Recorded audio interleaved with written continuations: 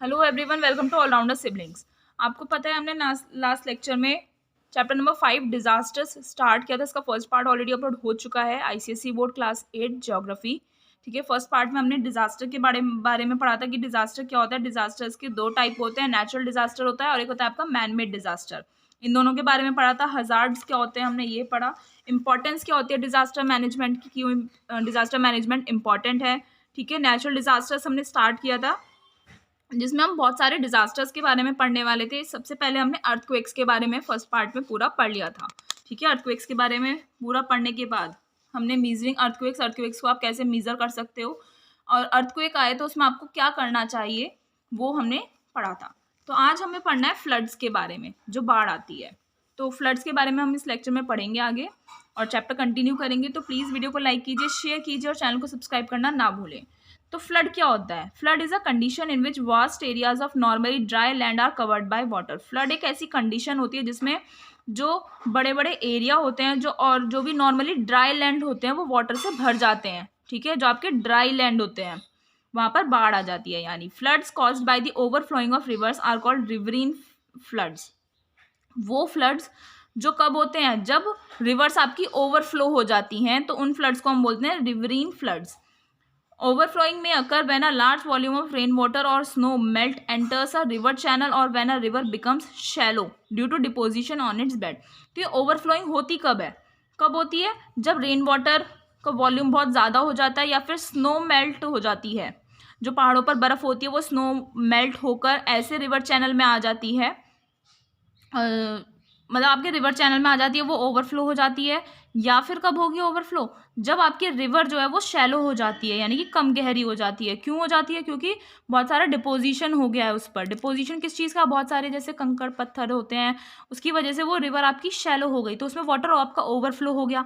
Overflow होने की वजह से क्या होता है? वो फ्लड में कन्वर्ट हो जाता है। इंडिया में क्या है? Riverine floods occur every year during the rainy season. जो रिवरीन फ्लड्स होते हैं ये आपके हर साल होते हैं रेनी सीजन के दौरान। तो स्पेशली गंगा ब्रह्मपुत्र बेसिन पर होता है। The reverse Brahmaputra in Assam, Kosi in Bihar and Mahanadi in Odisha cause particularly severe floods. जो रिवर्स है आपकी, असम में ब्रह्मपुत्र, बिहार में कोसी एंड ओडिशा में महानदी, यहाँ पर लगभग बहुत सीवियर फ्लड्स आते हैं, बहुत ज़्यादा बड़े फ्लड्स आते हैं। They take a heavy toll of human lives. ठीक है, बहुत ज़्यादा नुकसान हो जाता है, भारी नुकसान होता है ह्यूमन लाइव्स का भी, लाइव स्टॉक का भी, क्रॉप्स, हैबिटेशंस और इंफ्रास्ट्रक्चर फैसिलिटीज़ का बहुत ज़्यादा नुकसान हो जाता है। Coastal areas become flooded when sea water rushes in during a storm. जब तूफान आता है तो कोस्टल एरियाज, यानी कि जब बाढ़ आती है तो कोस्टल एरियाज क्या होते हैं? वो फ्लडेड हो जाते हैं। वो भी वहाँ पर भी बाढ़ आ जाती है, किनारों पर तो आएगी जब नदी के किनारे हैं तो, है ना। The sea water not only destroys life and property. जो सी वाटर होता है वो सिर्फ जिंदगियाँ और प्रॉपर्टी को ही नुकसान नहीं पहुँचाता है, but also renders the soil unfit for cultivation by depositing salt on it. तो सी वाटर आपको पता है वो सॉल्टी वाटर होता है ना। तो सॉल्टी वाटर, ये जो सी वाटर होता है वो सिर्फ लाइफ और प्रॉपर्टी को नुकसान ही नहीं पहुँचाता, उसके साथ साथ वो सॉइल वहाँ की जो होती है वो भी खराब कर देता है, अनफिट कर देता है, क्योंकि उस पर सॉल्ट आ गया ना, तो वो अनफिट हो गई वो सॉइल आपकी कल्टीवेशन पर्पस के लिए आ गया उस पर, यानी कभी भी क्रॉप्स ग्रो नहीं हो पाएगी। Flash floods which occur suddenly. Flash floods होते हैं जो अचानक से हो जाते हैं। They are usually caused by heavy localised rainfall, क्योंकि कोई बहुत सारे एरियाज ऐसे हैं ना जहाँ पर बहुत ज़्यादा हैवी रेनफॉल होता है, लैंडस्लाइड्स होते रहते हैं, डैम बांध वगैरह टूट जाती है, तो इन्हें हम बोलते हैं फ्लैश फ्लड्स। तो अब ये फ्लड्स के बारे में हो गया, और रिवरीन फ्लड्स पढ़ी और फ्लैश फ्लड्स पढ़ी हमने। इसके बाद बोल रहा है कोपिंग विद फ्लड्स। फ्लड्स के साथ हम क्या, मतलब कैसे उसे आप, तो जब फ्लड्स आते हैं तो आप उसे कैसे फेस कर सकते हो, उसमें आपको क्या करना चाहिए वो हम इसमें पढ़ने वाले हैं। तो the damage and suffering caused by floods can be reduced by evacuating people and livestock on time, setting up temporary shelters, stocking food, water and medicine and keeping boats and communication equipment ready. तो जो damage होता है और जो लोगों को सफ़र करना पड़ता है फ्लड्स की वजह से, बाढ़ की वजह से, उसे आप रिड्यूस कर सकते हो। कैसे रिड्यूस कर सकते हो? वहाँ से लोगों को आप इवैक्यूएट कर सकते हो, यानी कि वहाँ से लोगों को आप कहीं और आप शिफ्ट कर सकते हो। वहाँ से जो जानवर हैं, पक्षी हैं, उन सबको भी आप क्या कर सकते हो? शिफ्ट कर सकते हो टाइम पर। ठीक है, टेम्परेरी शेल्टर्स आप कहीं पर लगा दीजिए, मतलब गवर्नमेंट ऐसे करती है कि टेम्परेरी शेल्टर्स लगा सकती है। फूड का और वाटर का स्टॉक रखना चाहिए, मेडिसिन का स्टॉक रखना चाहिए, और बोट्स को भी अपने साथ रखना चाहिए और कम्युनिकेशन इक्विपमेंट भी आपका रेडी रहना चाहिए। Many floods can be prevented by keeping embankments and dykes in good condition. और बहुत सारे फ्लड्स तो आप वैसे भी बचा सकते हो जब सरकार क्या करेगी, एम्बैंकमेंट जो भी बांध बनते हैं, जो डाइक्स बनते हैं, अगर वो अच्छी कंडीशन में रहे ना, उन्हें टाइम टू टाइम रिपेयर करवाया जाए, तो आप बहुत सारे फ्लड्स को आप प्रिवेंट कर सकते हो। The risk of floods can also be reduced by preventing deforestation and overgrazing and bye avoiding the construction of large paved surfaces. जो फ्लड्स का रिस्क है ना, वो आप और कैसे रिड्यूस कर सकते हो, डिफॉरेस्टेशन ना करके, है ना। पेड़ों को नहीं काटना चाहिए, ओवरग्रेजिंग ज़मीन की नहीं होनी चाहिए, और जो कंस्ट्रक्शन होता है बड़े बड़े सरफेसेस पर, उसे भी आप अवॉइड करके क्या कर सकते हो, फ्लड्स को रोक सकते हो। Paved surfaces and ground devoid of vegetation allow water to flow easily over them. तो जो पेव्ड सरफेसेस होते हैं, यानी जो थोड़ा सा स्मूथ सरफेस हो जाता है, और वेजिटेशन, वो ग्राउंड जहाँ पर वेजिटेशन ज़्यादा हो जाता है ना, तो वो एरिया पर वाटर जो है ईजिली वहाँ से फ्लो करता है। सो रेन वाटर जो होता है आपका, वो इजीली वहाँ से रन करेगा उन ऐसे सरफेसेस पे, और वहाँ से रन होकर रिवर्स में एंटर करता है वो रेन वाटर। समझ रहे हो, स्लोप सा होता है जैसे, है ना, ढलान वाले सरफेसेस होते हैं, या फिर जब वेजिटेशन, यानी कि कोई फील्ड है, वहाँ से एकदम वेजिटेशन ओवरग्रेजिंग कर दी है, वहाँ की ओवरग्रेजिंग होने की वजह से वो थोड़ा सा स्मूथ सा हो गया, जिससे रेन वाटर क्या होगा, वो इजीली आपका रिवर्स में एंटर करता है और वो फ्लड होने के चांसेस बढ़ जाते हैं। In case of a flood warning, जब फ्लड वार्निंग मिल जाती है कई बार कि बाढ़ आने के चांसेस हैं, place all belongings at the highest available floor और location with electrical equipment at the top. तो जब आपको फ्लड वार्निंग दे दी जाती है कि फ्लड आने के चांसेस हैं, तो जितने भी आपका सामान है उसे आप आपके घर में या आपके आसपास जितने भी हाईएस्ट अवेलेबल फ्लोर हो, जो सबसे ऊंची जगह हो, वहाँ पर रख दीजिए। और सबसे ऊपर तो आपको इलेक्ट्रिकल इक्विपमेंट्स रखने हैं जो बिजली से चलते हैं। Turn off the electricity to prevent short circuit. Short circuit होने से बचाने के लिए सारी इलेक्ट्रिसिटी ऑफ कर दीजिए। Seal drain holes and toilet bowls with sand bags to prevent sewage from flowing back through them. जो आपके ड्रेन होल्स हैं उन्हें सील कर दीजिए, और जो टॉयलेट बाउल्स हैं उन्हें भी आप क्या कर दीजिए, सील कर दीजिए सैंड बैग्स रखकर, ताकि जो सीवेज है वो आपका फ्लो बैक ना हो। ड्यूरिंग फ्लड्स के दौरान sources of water get contaminated. जो वाटर के सोर्सेज होते हैं वो कंटामिनेटेड हो जाते हैं, यानी कि दूषित हो जाते हैं, leading to waterborne diseases, जिससे आपकी पानी से जो बीमारियाँ फैलती हैं वो फैलने लगती हैं। उसमें हो जाते हैं आपके डायरिया, वोमिटिंग, और भी बहुत सारी बीमारियाँ होती है। तो वाटर का जो सोर्स होता है फ्लड्स के दौरान वो कंटामिनेटेड हो जाता है, यानी कि प्रदूषित हो जाता है। टू प्रिवेंट दीज, इन सबको प्रिवेंट करने के लिए drink boiled water during floods के दौरान आपको बॉइल्ड वाटर ही पीना चाहिए, क्योंकि बॉइल्ड वाटर से क्या होता है, उसके सारे जो आपके बैक्टीरियाज होते हैं वो आपके मर जाते हैं। Stagnant pools of flood water become breeding grounds for mosquitoes. जो स्टैग्नेंट पूल्स होते हैं फ्लड वाटर के, यानी कि जो फ्लड वाटर होता है वो आपका अगर मान लीजिए स्टेबल हो गया, स्टैग्नेंट हो गया, तो वो ब्रीडिंग ग्राउंड बन जाते हैं मॉस्किटोज के लिए, और मच्छर बहुत ज़्यादा फैल जाता है। स्प्रेड ब्लीचिंग पाउडर और लाइम ओवर देम। तो आप वहाँ पर ब्लीचिंग पाउडर या फिर लाइम क्या कर सकते हो, स्प्रेड कर सकते हो। अवॉइड एंटरिंग फ्लड वाटर्स में एंटर करना आप अवॉइड कर सकते हो, है ना। अब यहाँ पर आप देखो, आपको क्या दिखाया हुआ है, people evacuating from a flooded village. गाँव में बाढ़ आ गए, वहाँ से लोग अपना सामान लेकर निकलने की कोशिश कर रहे हैं, है ना, तो ऐसे फंस जाते हैं। यूज एन अम्ब्रेला और a long stick to test the depth and current of the water. आप एक अम्ब्रेला या एक लंबी सी स्टिक को यूज़ करके उस वाटर की डेप्थ को आप मीज़र कर सकते हो। You can also use it to ward off snakes which are forced out of their shelters by flood water. और आप उस अम्ब्रेला का या उस स्टिक का यूज़ करके आप स्नेक्स को भी वहाँ से हटा सकते हो, क्योंकि वो स्नेक्स भी तो बाढ़ आने की वजह से क्या हो गया, अपने शेल्टर से बाहर आ गए हैं, तो आप उन्हें हटाने के लिए भी उस स्टिक का और अम्ब्रेला का यूज़ कर सकते हो। तो यहाँ पर आप देखो, ये साइक्लोन दिखाया हुआ है, इसके सेंटर में लो प्रेशर रहता है। साइक्लोन्स के बारे में अब हम पढ़ने वाले हैं। अभी तो हमने फ्लड्स के बारे में पढ़ लिया है, तो हम पढ़ेंगे साइक्लोन के बारे में। Cyclones are tropical storms that usually originate over the ocean. Cyclones आपके ट्रॉपिकल स्टॉर्म्स होते हैं जो ओशियंस पर बनते हैं। ये साइक्लोन्स, इन्हें हम बोलते हैं hurricanes in western Atlantic. Western Atlantic area में बोलते हैं हरिकेन्स। साइक्लोन्स का ये दूसरे नाम है hurricanes in western Atlantic. Typhoons बोलते हैं वेस्टर्न पैसिफिक में, एंड विलीज बोलते हैं ऑस्ट्रेलिया में। इन अ साइक्लोन में क्या होता है, high speed winds swirled around a region of low atmospheric pressure. जो लो एटमॉस्फेरिक प्रेशर होता है ना, जहाँ पर उसके साइड में विंड जो है ऐसे हाई स्पीड में स्विल्ड करती है, ऐसे ऐसे चक्कर लगाती है एक साइक्लोन में, क्या होता है ना। These winds can destroy homes and other structures and uproot trees and poles. ये जितनी तेज़ हवा चलती है, तूफान आ जाता है, तो ये घरों को और जो दूसरे स्ट्रक्चर्स होते हैं उन्हें भी डिस्ट्रॉय कर देती है। उसके में जो भी अप्रूटेड ट्रीज होते हैं, पोल्स होते हैं, उन्हें भी उखाड़ फेंकती है। Cyclones brings heavy rainfall that can cause floods. और साइक्लोन से हैवी रेनफॉल भी हो सकता है जिससे फ्लड होने के चांसेस बढ़ जाते हैं। However the greatest danger is from storms, surges and storm tides. जो सबसे बड़ा खतरा होता है वो स्टॉर्म सर्जेस से रहता है, स्टॉर्म टाइड्स से होता है। अब ये क्या होते हैं? Storm surges are high walls of water pushed on to the shore by storm winds. Storm surges क्या होते हैं? हाई वॉल्स होती हैं वाटर की, ऊंची ऊंची दीवार सी बन जाती है और वो पुश होकर किनारे पर आ जाते हैं स्टॉर्म विंड्स की वजह से, है ना। जो लंबी लंबी बड़ी बड़ी लहरें होती हैं उससे बोल रहा है। If a storm surge occurs at high tide, अगर स्टॉर्म सर्ज जो हो रहा है वो आपका हाई टाइड पर हो रहा है, एकदम बहुत ऊंचे टाइड पर हो रहा है, when the sea level is normally higher than usual, the combined effect produces a storm tide which raises the level of sea water enormously. और आपका स्टॉर्म सर्ज जो हो रहा है वो हाई टाइड पर हो रहा है, तो जब उसमें क्या होगा, सी लेवल आपका नॉर्मली हायर होता है, नॉर्मल से जैसा आपका नॉर्मली रहता है ना उससे हाई रहता है सी लेवल, तो कंबाइंड इफेक्ट जो हो जाता है दोनों का, उससे एक स्टॉर्म टाइड बनता है। और वो स्टॉर्म टाइड जो होता है वो सी वाटर के लेवल को बढ़ा देता है। तो storm surges and storm tides take a heavy toll of human life. बहुत ज़्यादा नुकसान हो जाता है इन दोनों का, इन दोनों की वजह से, स्टॉर्म सर्जेस की वजह से, स्टॉर्म टाइड्स की वजह से। Vegetation structures lying in the path of the rushing waters are destroyed. जो भी उसके रास्ते में वेजिटेशन आता है, जो भी स्ट्रक्चर्स आते हैं, तो वो भी डिस्ट्रॉय हो जाता है, उसको वो भी ख़त्म हो जाते हैं। Cyclones that hit Andhra Pradesh in 1977 and Odisha in 1999 took the lives of about 10,000 people each. ठीक है, आंध्र प्रदेश में साइक्लोन आया था 1977 में और ओडिशा में आया था 1999 में।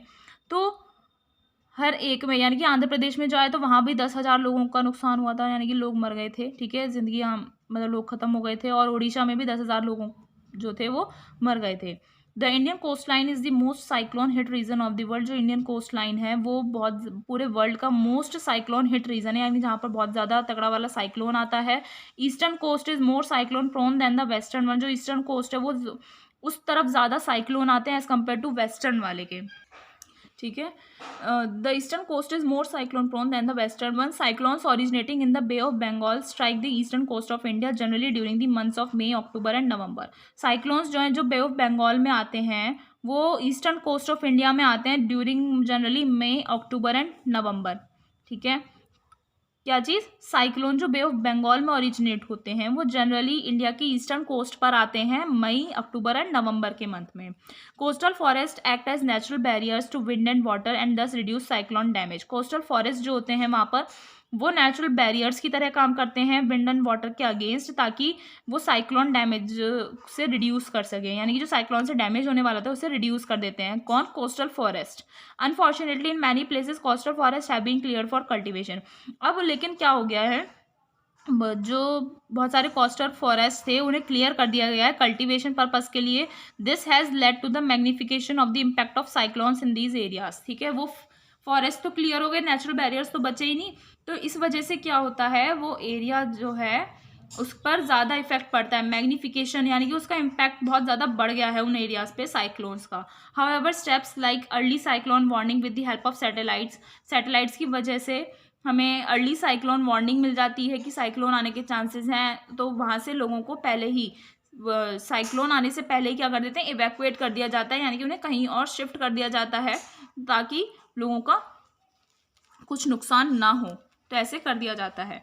तो अब बात आती है कोपिंग विद साइक्लोन्स को हम कैसे फेस कर सकते हैं। If you live in a cyclone prone area, अगर आप ऐसे एरिया में रहते हैं जहाँ पर साइक्लोन आने के चांसेस ज़्यादा रहते हैं या आ ही जाता है अक्सर, तो so you have to listen regularly to TV and radio weather forecast. जो टीवी और रेडियो पर वेदर फॉरकास्ट होता रहता है ना, उसे रेगुलरली आपको सुनना चाहिए अपॉन अ साइक्लोन वार्निंग के बाद टेक ऑल मूवेबल प्रॉपर्टी। अगर आपको साइक्लोन वार्निंग मिलती है तो आप अपनी सारी मूवेबल प्रॉपर्टी को अंदर ले लीजिए indoors and tie down things, और चीज़ों को बांध दीजिए, लाइक बोट्स आउटडोर, और जितने भी आपके बाकी का सामान है उसे आप बाहर बांध दीजिए। एज विद अदर डिजास्टर्स, दूसरे डिजास्टर्स के जैसे स्टॉक फूड, यानी कि कोई भी डिज़ास्टर हो उसमें आपको अपना food, water, medicines and clothing जो है वो 3-4 दिन का तो सामान अपने पास इकट्ठा रखना ही चाहिए। Remain indoors and shut all doors and windows. घर में अंदर ही रहिए, ठीक है, इंडोर ही रहिए, और अपने जितने भी आपके घर के डोर्स हैं, विंडोज़ हैं, उन्हें शट कर लीजिए, बंद कर लीजिए। इफ़ एडवाइज बाय ऑफिशियल्स, अगर किसी ऑफिशियल्स ने एडवाइस दिया है move to a safer place inland, तो आप कहीं और भी मूव कर सकते हैं अगर कोई एडवाइस आपको दे रहा है high official. Okay, come out of your shelter only when it is officially declared safe to do so. आपको तभी अपने घर से बाहर आना है, अपनी जगह से बाहर आना है, जब आपको ऑफिशियली डिक्लेयर कर दिया जाए कि आप ऐसा कर सकते हो, बाहर आ सकते हो। ओके, तो ये हमने साइक्लोन्स के बारे में भी पढ़ लिया, फ्लड्स पढ़ लिया, साइक्लोन्स पढ़ लिया। अब हम पढ़ेंगे ड्रॉट्स, यानी कि जो सूखा पड़ जाता है ना, रेनफॉल कहीं कम होता है तो एकदम सूखा पड़ जाता है, उसे हम बोलते हैं ड्रॉट्स पड़ जाता। If the rainfall in a region is less than the normal by 20% और more, it is considered deficient for that region. अगर किसी भी एरिया में रेनफॉल जो है वो आपका 20% या उस भी ज़्यादा कम आता है ना, नॉर्मल से कम रहता है, तो उस एरिया को हम बोलते हैं डेफिशिएंट है वो। Deficient rainfall over a long period causes drought.